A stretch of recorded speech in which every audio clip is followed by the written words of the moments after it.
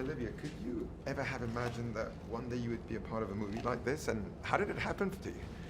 It is one of those really cool things that, like, I mean, so we were in this business, and so many opportunities that come up, they're always just like, for me, blow my mind. I just can't believe it. And the fact that Lego even became a movie, I remember years ago, I was like, that's so crazy, such a great idea. And then now, just 2 movies later, we're a voice of it. I think it's just one of the coolest things. I remember it was also when I saw the original Lego movie, I got slightly jelly of like whoever got to be in that. I was like, God, that would be a fun job. I've had the same feeling. And then you get asked to do it.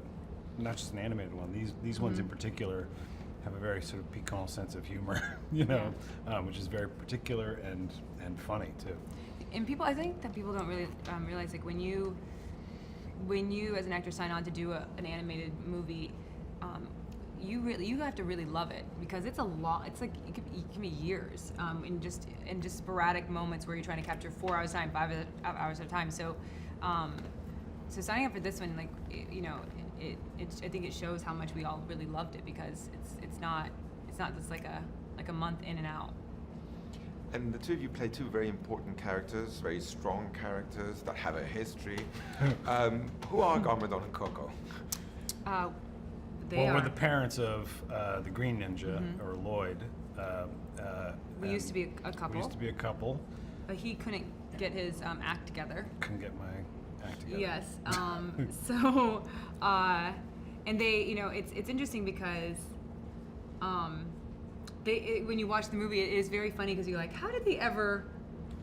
I see how they had a thing, I mean, I think it was they were both warriors, and they met when they were sort of early warrior style, and then he eventually, I think, always was evil and wanted to conquer cities, and crush them, and that was not for her, and they had a kid together, and that was definitely not what she wanted for her son, Lloyd, and so they parted ways, amicably, I think.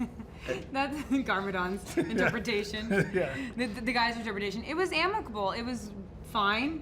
No hard feelings. No hard feelings. Like, I went on to do. I became awesomer, and she didn't want me to become. She had to hold back my awesome. I tried to make you not kill the world. But that was one of the big jokes that we kept doing, which didn't make it into the movie. Was like, whenever I'd see anyone who knew her, I'd be like, "How's your mother? Tell her I'm doing really awesome and I'm dating a lot." That's funny. Dating a lot of girls. I love that. I've got this couple girlfriends going right now. You can tell her that if you want. It didn't make it in. No, I always ask me, like, is she seeing anyone? That's so funny. I also love how your character, Coco, who was a hero, now is a hero for her son. And I think there's a beautiful message there too. She's a mom. Yes. I think that I love so much about this character is that, she's the mother to Lloyd, to Dave Franco's character, and he's in a really tough part of his life, which all kids go through. There's that really awkward stage where you don't really fit in, and you're trying to just keep up with all the kids in school, and for him it's really tough because he's going through that, plus his dad is an evil warlord who wants to destroy the earth, and everybody knows it. And I just wanted her to be just super positive and just to love him through it.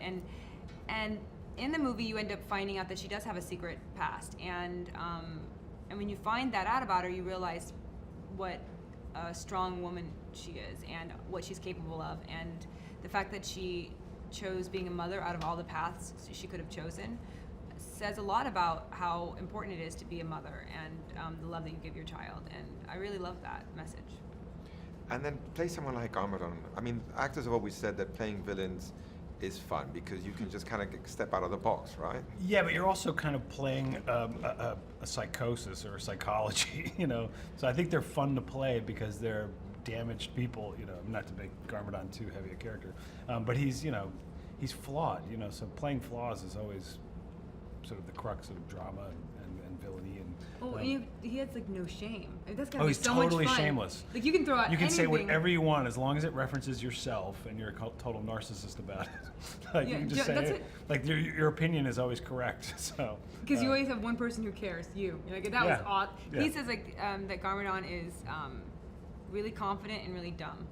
Which is my a recipe for hilarity, because when people are confident and dumb, I can watch them all day long. It is so great. To play it was really fun. I wanted to ask you about the process, about as actors, what do you enjoy about voicing an animated character? Some people say it's kind of even more freeing in a way.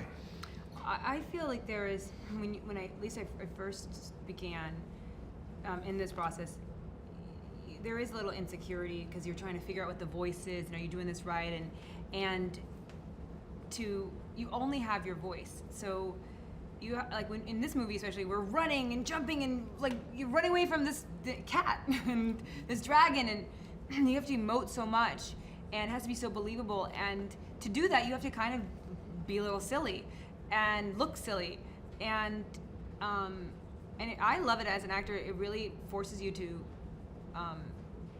put your inhibitions to the side and just like put all your crap outside and just be as free as you can be. I like it because you also don't have to think about like the wardrobe, the hair, the makeup, that, your body, your eyes, what your eyes are doing. So you get to really stretch and kind of go crazy and do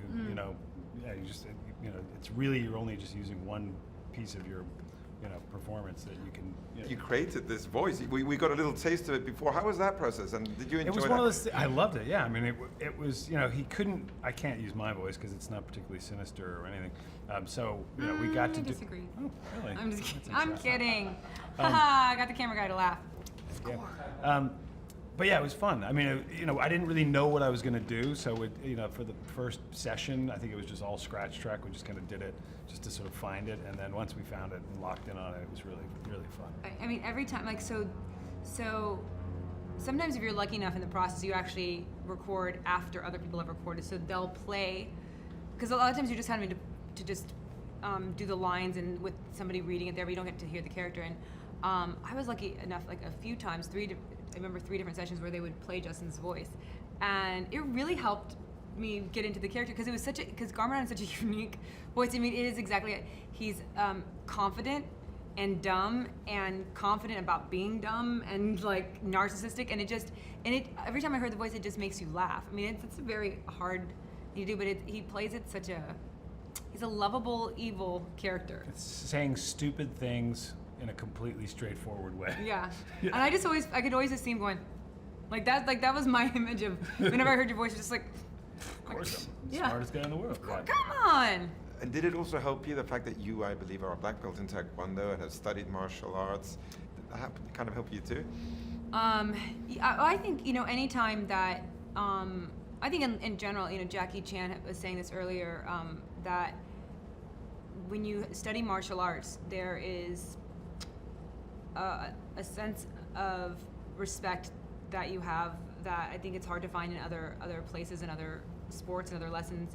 You respect nature, spirit, yourself, and others in a different way, and I think that's just kind of that's something that I look. Me and Jackie Chan are two. We're just two. We're like two martial artist thespians. Mm-hmm. We just high kick our way through scenes. The humor and how these movies have a tone that I think is just completely unique in animation. I agree. Yeah, I mean, I think they do that thing where they're skipping 2 stones at the same time. So one's going over the heads of the kids, and the parents are getting it in the face and loving it, and then the other one's going, and the kids are getting. So it's this weird high-low comedy mix that happens. And people worry about movies being kid-friendly, and this movie is adult-friendly. Like you don't have to sit through and like, oh, okay, all right. Yeah. Like I went to the first Lego movie the second weekend it came out, only because all of my friends who don't have kids were talking about how funny it was, and then they had gone to see it. So it's like, okay, so this is a movie that adults go see.